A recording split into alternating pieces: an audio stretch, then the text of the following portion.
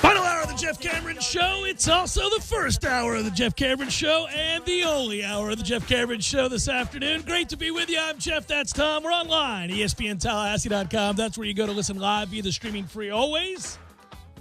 Don't miss anything, but if you do, go back, get caught up at your leisure. We'll post all 3 hours to Apple Podcasts. In this case, a whopping hour to Apple Podcasts, as the Braves-Reds decided they would like to linger a while and do a whole lot of swinging and missing. My God, there in a nutshell is a bit of a problem for Major League Baseball, right?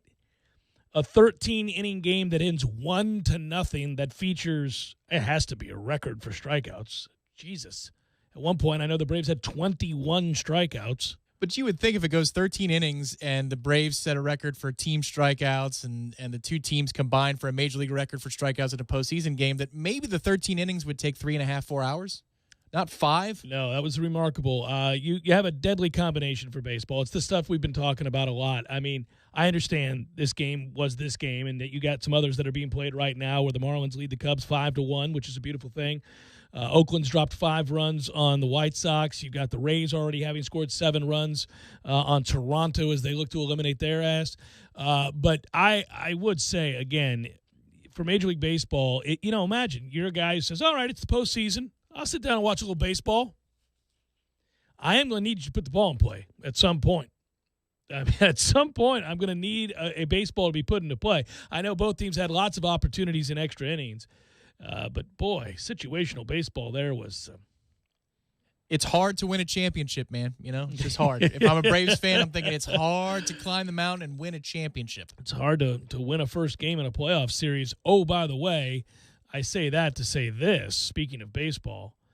I mean, I don't know, Minnesota. You spend an awful lot of time trying to get to the postseason if you're the Twins, but you really are wasting your time attempting to get to the postseason if you're the Twins. I don't know what you could do that would lead to a better feeling than going through what is normally a long regular season only to get to the playoffs and not win a game. Not a game. Not a game. At least this time, it was a really short regular season, so you could, you didn't have to lie to yourself for as long about how the postseason was going to go. It was a really short jaunt to the postseason and a really short time spent in the postseason. Per usual, they've now lost 18 straight times in the postseason. 18 straight games in the postseason. It is hard in baseball to lose 18 straight games. It's virtually impossible. You could take the worst team in Major League Baseball and randomly plop them into the playoffs, a team that loses 105 games in a regular season. My Pirates this year, and they wouldn't lose 18 straight times. But the Twins do every year. My God. I hurt for them. I have nothing against the Twins. That sounds like it was vindictive. It's not. I'm just marveling at the statistical anomaly. Their streak is not only a Major League record, it is the longest in U.S. sports history. Oh, my. The NHL Chicago Blackhawks lost 16 straight playoff games from 1975 to 1979. They've more than made up for that. Before the Twins, the previous Major League Baseball record belonged to the Red Sox, who had lost 13 playoff games in a row, starting with the infamous Game 6 of the 1986 World Series. Most would say that was a hangover from the improbable ending to the 1986 Game 6 World Series. Yeah, well, it was 2 in a row to finish that series, that's for sure. So in that stretch, they had lost the Twins' last victory in the postseason was Game 1 of the 2004 Division Series against the Yankees. They won 2-0 because they got 7 shutout innings from Johan Santana. Mm-hmm. Since then, they were swept by the Yankees in 2004, 3 losses to the A's in 2006, 3 losses to the Yankees again in 2009, 3 losses to the Yankees again in 2010, a loss to the Yankees in the 2017 wild card game, 3 losses to the Yankees again in 2019. Can you imagine what the Yankees say to the Twins when they see each other? I can't repeat it. They say, pleasure to see you guys. Well, yeah, I mean, you can play the clip. I mean, you know what they say. It is, it's coming in hot. That's a toughie. Stick 'em in your mouth and suck 'em. Perhaps, or just the simpler one you used yesterday, or on Monday, I should say, for Florida State, towards the end of the montage. Bend over. Yeah, that's what they say. Bend over. That's what they say. They enter Bend the over. ballpark, and all of them utter that. And then 2 losses to the Astros, obviously, this year. So that is the streak. They've led in all, and man, that's not true. I'm glad I double-checked it. That's a mistake. The Twins have led in 11 of the 18 losses. They have, however, despite leading in 11 of the 18 losses, been outscored in those games 107-48. That includes being outscored from the 7th inning on 44-14. Oh, my. 44-14. Rocco Baldelli said after the Game 1 loss, he is the manager for the Twins, we've got a lot of guys in the clubhouse, but I'd say the vast majority of those guys don't know the Twins' history at all. I'm not so worried about it. Oh, hugs to my friends from Minneapolis and the surrounding areas. It's and we've hard. got a lot of friends. It's hard to win a championship. You know, when you do, you just have to embrace it. You do. And Trust me. We've been embracing it all week. That's right. Well, at least since it happened. I've been up for a week since it happened. Way to go, So, Bolts. embrace it. That's a crazy streak. You know, for the longest time, I was used to, you know, when the Bucks were just so god awful. Unfortunately, a lot of the numbers that you would read accompanying certain football games or seasons, if a team was historically bad, they would pop up. Right there on your screen, it would pop up, and then the announcer invariably would be like, "Why we haven't seen anything this bad since the, $85 or whatever." And they would go through and they would name all of the dubious records that the Tampa Bay Buccaneers held for impotence, and they would talk about. It's not just in football, folks. Any professional sports franchise that you can name has never looked this bad. It's just the Bucks. They have their own place in hell. But now the Twins, that is, I guess you could say, hey, man, you got to get to the playoffs in order to lose every time you do. We're in the playoffs. That's correct. Kind of. Well, the Braves fans can kind of, get down with that. They don't have that type of dubious distinction, No. 18 in a row, but they understand what it's like to make the playoffs and not finish the job. Hell, I mean, as a Lightning fan these last 5 years, it felt that way. But then once you do, then all those other failures in the playoff, they actually become feathers in the cap. It's amazing. It's amazing how that happens. It turns everything around. It's a great feeling. Yes, it's a fantastic feeling. Fantastic feeling. If you've noticed, we've begun today with baseball because I can't spend an entire hour talking about Florida State's state of affairs and how difficult it is. I will, in a moment, talk about Florida State because there is something I want to bring up regards to mindset, what they have to accomplish, what they have to try to dig themselves out from under. And I don't know. I'm too transfixed on, are they going to beat Jacksonville State Saturday? I think so. Okay. I do think so. I do too.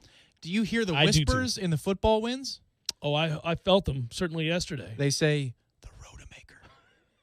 That's what I'm hearing. Well, every single Florida State fan, I mean every one of them, nary a one would like to see James Blackman on that football field at any point, ever again. Maybe on senior day or whatever it is when he's waving and we're like, okay, it's good. Yeah, great. Have a good one. I don't know. But it's now where you're irrationally angry, and you just it's a toughie. But I'm not focused on James Blackman. I'm focused on the football wins, and they're telling me, boy, did they come out in full force yesterday evening. the Rodemaker. We left here yesterday, and I remember thinking, well, golly, I thought we were supposed to get some nice weather. And then all of a sudden, it shifted. The rains came a little bit, and the next thing I knew, I didn't want to go inside ever again. I wanted to stand outside for the next 12 hours. That was incredible. We went from like 88 to 62 in 5 minutes. No, today I wish I had one of those crank radios that I could take with me, and that way I could have Ben Ingram and Joe Simpson squirming in their seat outdoors instead of listening in here, because that's what they did for the better part of 5 hours. I wish I could have taken them to a park and just sit under a tree and listen to the ball game, because it would have gone hand in hand. I will say I was hearkening back to childhood memories of listening to baseball on the radio and the moments being big as they were. I understand that this game lacked offense. That's an understatement. But if you listened to it right here on 97.9 ESPN Radio, you probably enjoyed it more than if you watched it. That is true. The nuance to a play-by-play and a color analyst and the conversations as the building tension is in the air is more enjoyable. Baseball lends itself to play-by-play in a way that no other sport does, and it really saves it in this case if you're listening to it. Because watching this, you just, oh my Christ, what are we doing? Another situation in which somebody swings and misses. Because you get to listen to these guys live and die with on every pitch. mistake, on every missed opportunity. 3-0 when Acuna swings and he pops it up in the infield. Yeah, Joe, you didn't hear from Joe for about 2-3 minutes. No, but that was funny because Ben was funny. Yep. 3-0 gets the green light, popped it up in the infield. And that'll do it. And then they had the leadoff runner in the 11th or the 12th and in bunt and Joe. Now, listen, I understand what the analytics say. Modern analytics. But at some point, it's the 12th inning. You're going to have to bunt him. And it's a routine grounder to second instead. Oh, yeah, I know what you're thinking. Yeah. That's what happened. Don't shoot the play-by-play guy. Yeah, that was funny. But listening to those guys, they're very good at what they do, first of all. And secondly, it is more enjoyable because there's a lot of downtime. There's an awful lot of space. There's an awful lot of you fill in the blank here. It's like reading a good novel. You're kind of envisioning, the words on the paper tell you something, but you're, in your mind's eye, painting the picture. They do a very good job. First and third, one out, Braves with another opportunity. They'll be on tomorrow, 11:45, ahead of a 12:08 first pitch. That's when we're going to have game 2, and we'll see if that one bleeds into the afternoon drive window or not. I have a feeling, well, I don't know. You're right. They both use their bullpens to a great extent. You wonder if this thing ends up being the opposite of today's game, but goes long because it's 9-9 in the 7th. If you could chase the starters, either one of those teams. Those two teams can really pitch, though, so it will be. But they should have guys available on back-to-back days because this is the middle of the week. It's not like they started on a Monday after a weekend series, and they're only, in truth, their bodies are only into, game 65 of the year. Right. Because they had a little bit of spring training, but then there's the 60-game season. So it's not like it's the dog days, and it's not like it's 20 degrees in Atlanta. It's cooler, but it's not freezing cold. So, yeah, they might have their guys tomorrow. News out of the NFL today was that Steelers-Titans postponed over positive tests. 10 members of the Titans have produced confirmed positive coronavirus tests. And this is a problem now for the NFL as everybody holds their breath. We wondered how this would work. We've talked about how largely we've been very, very impressed with the players clearly taking on the responsibility of taking it to the hizzy. But you have some disconcerting news. You have franchises throughout the league kind of reminding their players of how important it is that they adhere to, preventative guidelines. Also to the staff, too, because Titans staff did test positive. So you don't know. It might have been a coach. It might have been a trainer. Well, you never know. The NFL today did threaten a loss of draft picks for these coaches on the sideline who continually don't wear a mask. Yeah, because the 100K is not, curbing the behavior. Yeah, Gruden, the biggest violator of the bunch. I mean, why even you have that thing around your neck, sir? I haven't seen it over your mouth or your nose one time. He's just wearing it around his neck. It's a kerchief. He's like, here you go. You can make a stand if you want, but we're going to start taking your third rounders. That game, if we're only talking about the slate, I'm disappointed. I mean, couldn't this have been Denver and the Jets getting canceled tomorrow night for your Thursday night showdown, which every week is some game of the week that is featured prominently in prime time? Every week it is another. Boy, I didn't think it could get worse than last week, but look at this one. Hey, it's all right. Redemption a week from tomorrow because it's Buccaneers and Bears. Yeah, which, That's by better. the way, the Bears are undefeated and might be need a little momentum. I believe that's up there in Chicago, and if that's the case, maybe a little chill in the air. Yeah, for Tom's arm. Let's see how it handles the chilly weather. You know what we should do, Tom? Today's the day. It's our friends at Which. That is correct. Why don't we give something away? 523-3776, 523-3776. Caller 3. It's Wicked Wednesday. 3 meats, 5 meats, 5 meats, 3 cheeses. 5 meats, 3 5 cheeses. meats, 3 cheeses. You can win $5. 2 of them. You can win 2 of them from us right now. There you go. I was just over there 2 days ago eating their delicious sandwiches. So were my kids. We love it there, Tom. I talk about it like it's Disney World. Which do you go to? I go to the one that's near Fresh Market. Do you get it?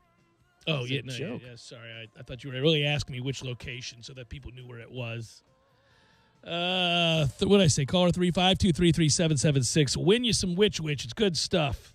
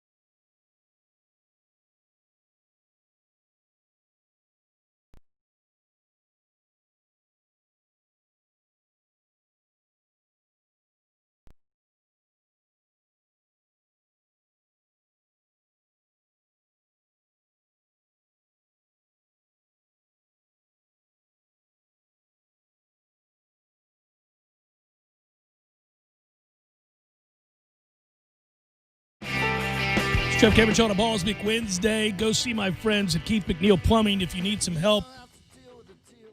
Well, really, I would tell you if you need some help with any of the heating and residential problems that you have with water, pipes, plumbing, and the like, whatever it might be, like I had. They've got a 24-hour emergency service. You can give them a call, 850-562-5504. I only had it happen twice in the years that I've been at my house. Both times I called Keith McNeil Plumbing, and both times it happened late at night, which is not what you want. And thankfully, that emergency number right there for me, called them. They were there within an hour. 11 o'clock at night, one of the times, they were like, oh, hey, I'm on a call right now. I will be there in less than an hour. Just hang in there. Turn off your water. It'll be all right. And not only were they there, they fixed the problem same night and were really professional about it. Didn't have anything to worry about there. They've got a huge team of experts.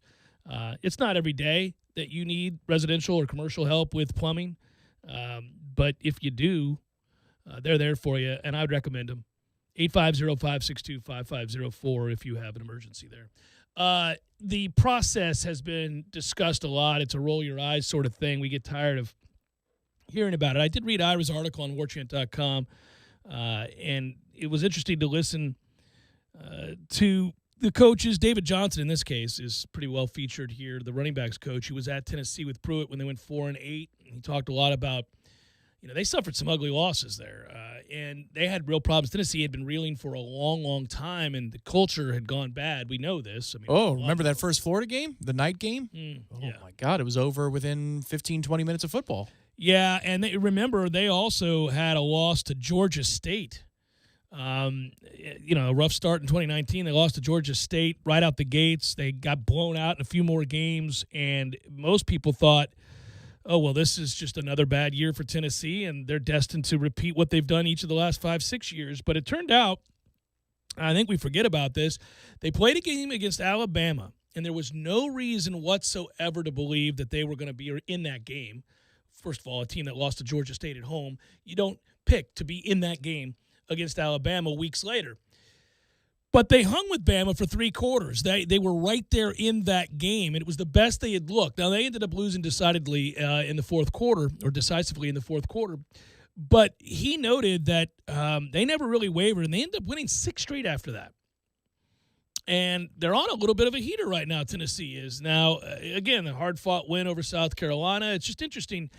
It looks like things are shifting there. And he talked about the role that he and his fellow coaches at Tennessee played in trying to get this turned around. And I'm more interested in that story. I've told you this week, and I keep saying it to people that I meet out and about. All right, you already know that the results of the games are not going to be what you had hoped for. And we now are, if you were under any illusion that they were going to win a bunch of games, I'm sure there's not a single solitary soul out there who believes that now after having watched them. But it's not okay to remain this pathetic on both sides of the ball. You have to show me that things are going to get better or that we're trending in a better direction week to week. And listen, I know nobody's more frustrated than those kids and those coaches, but I am curious because Florida State's not been in this position before, and Florida State's to where you're arguably the worst team in your conference, which is it's just hard to say that out loud. But really, there's no denying it. I mean, I think Florida State is there with Syracuse, Duke, Wake. I mean, you wouldn't go into a game against Syracuse, Duke, or Wake and say definitively, I like Florida State to win this game for sure. I like Florida State to win. You'd go, we'll see. Yeah, maybe. Don't let things go wrong. Don't let them get down because they don't respond. You'd wonder about it. Well, I want to watch the process of seeing that mindset and that here we go again mentality undone. And Coach Johnson talked about the way that they did it there was that you coach to a standard, even if it's not being met, and you never waver from that. You don't lower the standard. You don't step away from those expectations and then reset the bar. You say, no, this is what we have to do, and you coach positively. He mentioned that, you're going to continue to give them positive feedback, positive encouragement. I also think that that's all well and good because it certainly doesn't serve you well to continue to beat people down who are already broken. I get why you wouldn't do that. But I think that a big part of what they're going to have to do, and it will be interesting to see them do this, because I don't know that there's another way, is you got to be really matter of fact. It has to just be unemotional. And football's an emotional game, so it's hard to be so unemotional. But I think really with any of the veteran players, if they're not getting the job done, I really wouldn't hesitate. I mean, I wouldn't hesitate to start rotating other guys in pretty early on. And, on the one hand, you're creating competition. You're letting the younger guys know, hey, you may have thought it was your destiny to sit this year because you got a senior in front of you, but that's not true. You've got a great chance to play because clearly they're not getting a damn thing done. So let's go. Let's intensify what you do every day to get better. I want to see it in practice. If you show it to me, hey, believe me, we're paying attention because we're evaluating what this roster is or is not. Yeah, I think a change at quarterback, if you're going specifically to the different phases of this team and what's not working, because nothing's working. Special teams is okay, but, offense and defense, not so much. You make a change at quarterback, and I think you're going to see peaks and valleys, but you're going to see peaks, which we haven't seen at all, which is nice, because there's going to be rhythm to what's going on, and there's not going to be a short-circuiting moment at times. But the problem is, and this is where it's important to set your own expectations accordingly, Tate or Chubba are going to do the same things that James does that pisses you off about James. But the principal difference is they are true freshmen, and it's not the fourth year of making the same mistakes. But they're going to make very similar-looking mistakes at times. Tate bailed out of the pocket a couple of times against Miami in his limited action this past weekend. He's going to do it again. Spoiler alert. He's going to throw terrible picks. Chubba is going to make terrible decisions. Yeah. So just know that, but understand that it's not the same thing as an upperclassman making those mistakes. Even though they might look the same on the score sheet, they're for different reasons because of lack of experience, and the game speed is something that they need to get used to. I think the fans can live with a kid who gets spooked or something, because the game's moving too fast for him early on. I mean, I think obviously if you talk about Rodemaker, or as you like to say, the Rodemaker. The Rodemaker. Yeah. With Tate, early on, he looked flustered. How could he not be? He had spent some time watching our offensive line against their defensive line. He knew that he was entering the hornet's nest, if you will. And he was told he was going in essentially right before he put his helmet on. Yeah, so I have to imagine you'd be saucer-eyed and a little concerned. The speed of the game would catch up to you pretty quickly, especially since I think, in essence, you're talking about a lot of guys that have not had reps against the kind of talent that Miami has on that defensive line and the kind of speed they were playing with. One thing continues to stick out to me, and that is not only did they desperately need the reps they did not get in spring in order to continue to transform the mindsets of these players, but also to get more comfortable in their base principles so that they could play fast. Because they don't play fast. They play really slow. They play like their feet are in quicksand. In particular on defense, they're constantly thinking. When people have heard me talk about this team being well coached or showing signs that they're well coached, yet these results are so cataclysmically bad, they get mad at me and they say that's just simply not true. My argument to that is no. I think the concepts are sound. Our guys aren't executing at all. And they're playing really, really slow. I don't think Adam Fuller may not end up being the guy, but he might.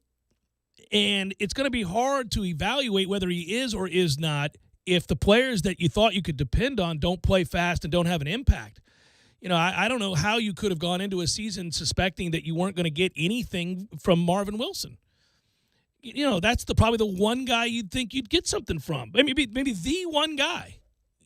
On either side of the ball, yeah. Yeah, and he's done nothing. He's really, not only has he done nothing, he's played poorly. That's even worse. It's not even that he hasn't done anything. It's that he has done a lot of bad things. He's played poorly, and he's out of shape.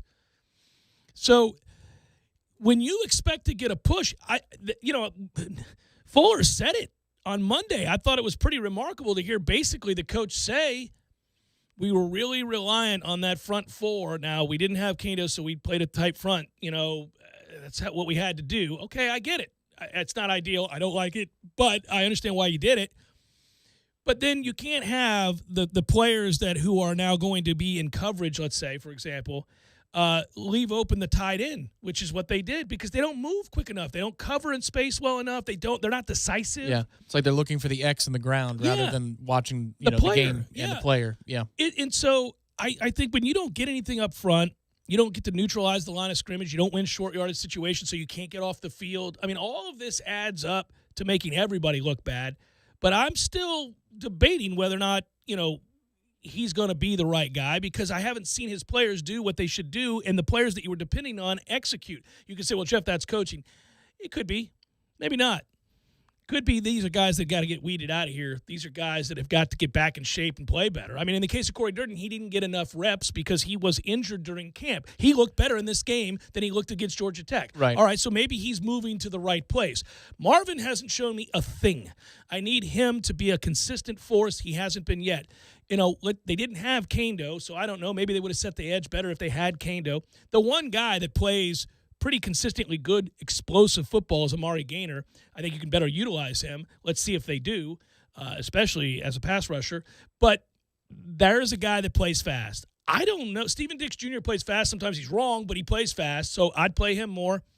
And I'd start finding some guys that are going to play fast. They'll make mistakes, but I need to see you run a defense in which guys react and play quickly. Yeah, I think some of it for the defense, too, it's kind of like the offense. They started out flying to the football as much as they could. King made a lot of really good plays in that first drive. Just going back and looking at it again, He's got time. It was tough to do.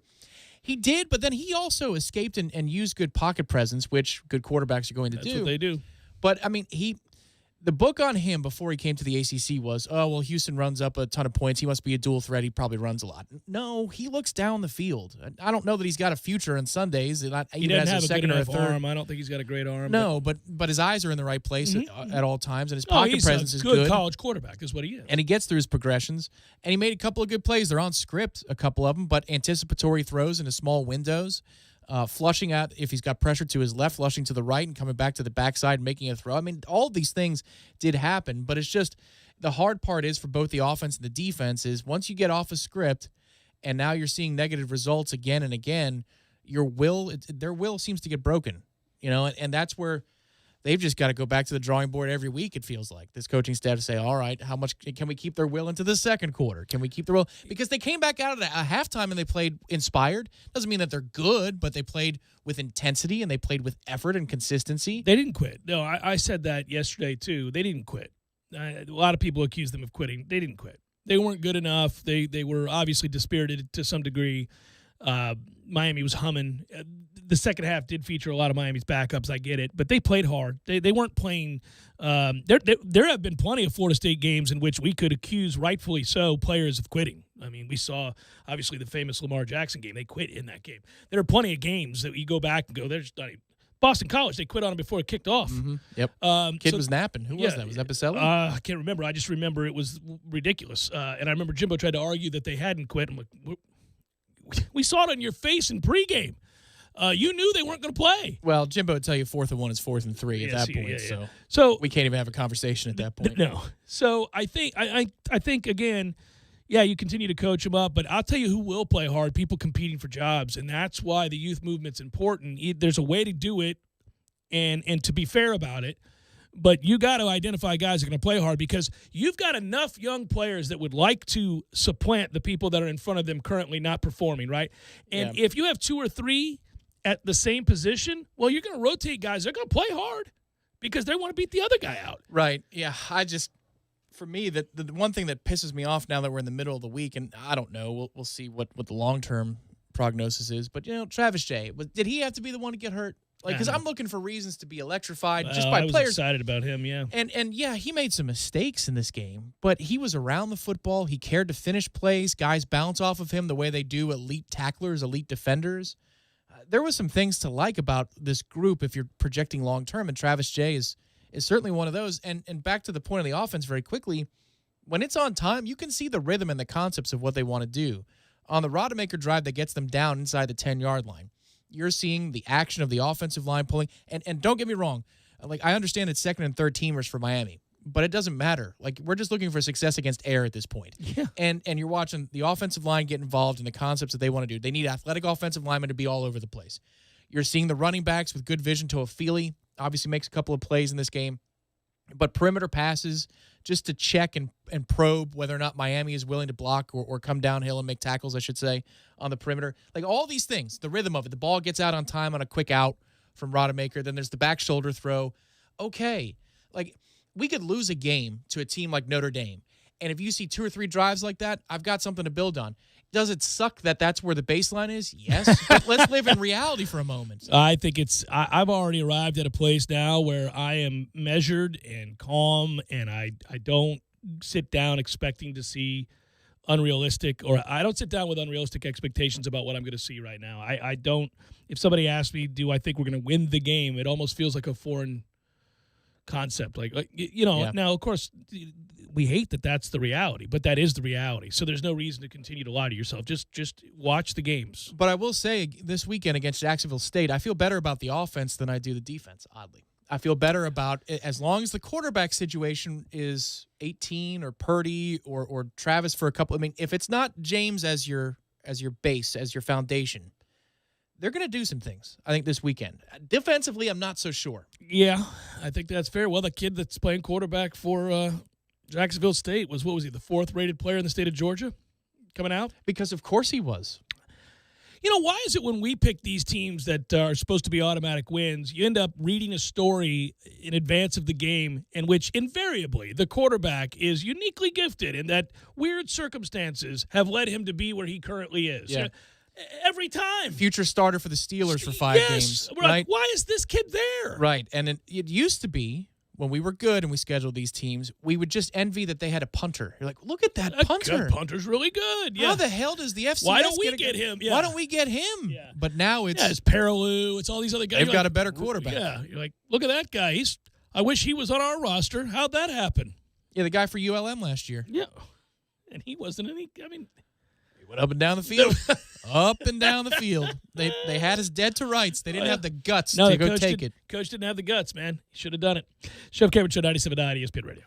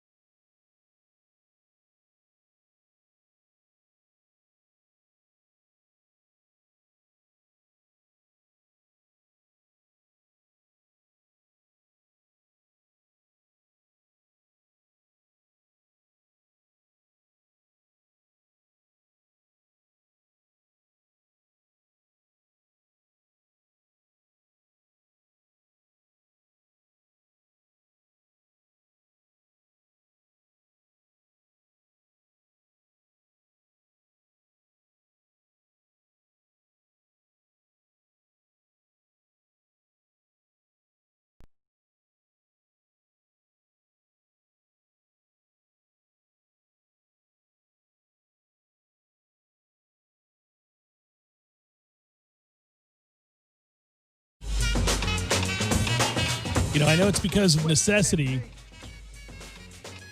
but these day baseball playoff games are where it's at, man. I'm all right with getting up and going to work out in the morning at Orange Theory Fitness, come home, shower up, get a little something to eat, look up and go, oh, a little baseball starting at 11 a.m. or noon. That doesn't suck.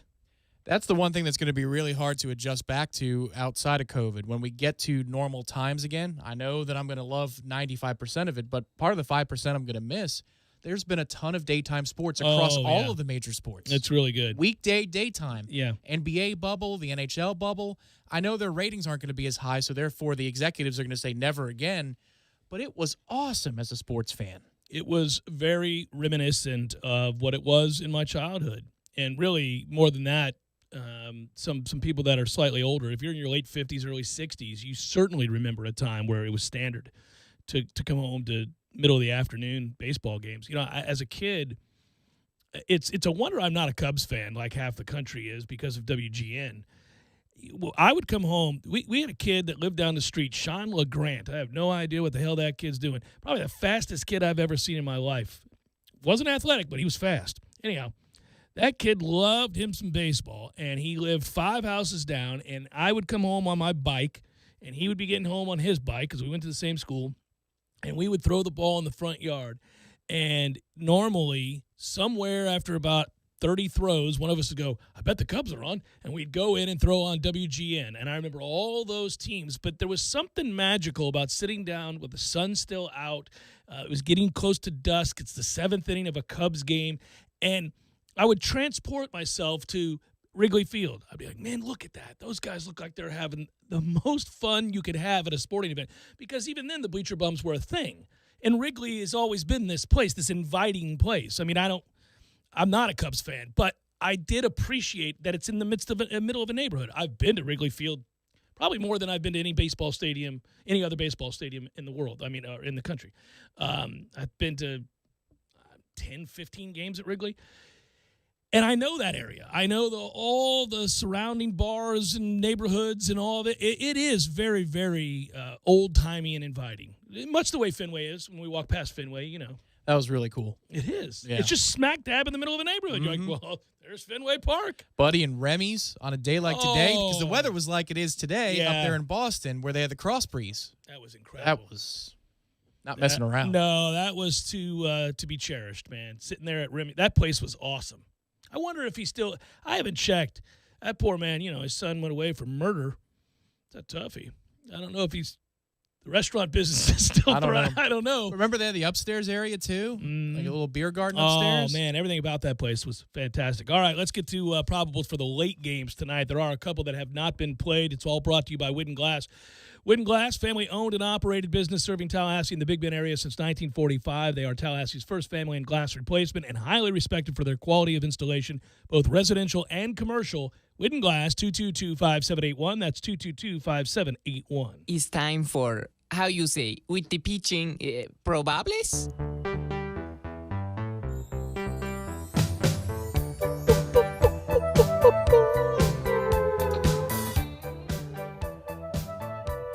Just the two tonight. There's ongoing games as we speak. Yankees, Indians, Masahiro Tanaka. Boy, the Yanks put the beat down on Cleveland last night. Good Lord. Carlos Carrasco trying to keep the Indians around. Brewers, Dodgers. We got Brent Suter and Walker Buehler. Trapper keeper, one more time. Yeah, got another one. I have a feeling it'll be more than one more time. I have a sense that the Dodgers will get through. If they do not, that would be a toughie for It'd be a very Dodgers thing. It would be a very Dodgers thing to do. I will say this also. Today's the last day of September, Tom. We enter into October, and tomorrow, Braves baseball right here. 12:08, I think, is the first pitch. Oh, you Braves fans. So you got the lunch slot. Now, I guess in COVID times, if many of you are working from home, it really doesn't matter. But that would be the shaft in most other situations. Passed over. I would think that it would have been nice if they were thinking about it. They could have given the Braves Reds a little 2 o'clock start time tomorrow. But alas. How about a 3:05 first pitch? Tomorrow's Astros, Twins, maybe Marlins, Cubs, and White Sox, A's, Blue Jays, Rays, Cards, Padres. All these games slated tomorrow. Brewers, Dodgers again, Yanks, Indians. If, of course, things have to go. Yeah, right. AL if necessary, Right. NL guaranteed. Yep. Right. It's all very, very cool. And that is a look at those that shall reside on the bump.